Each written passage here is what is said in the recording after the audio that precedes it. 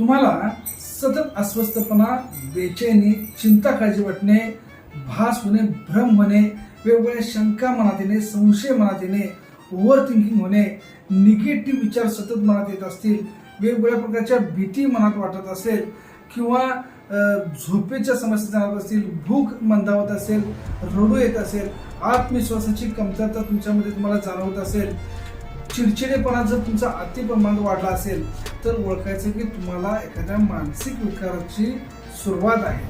असा मानसिक विकार किंवा असा त्रास सहन करून तुम्ही जगू शकता पार्ट ऑफ लाईफ म्हणून, पण तुम्हाला तुमच्या जगण्यामध्ये आनंद वाटणार नाही, तुम्हाला सुख वाटणार नाही, समाधान वाटणार नाही.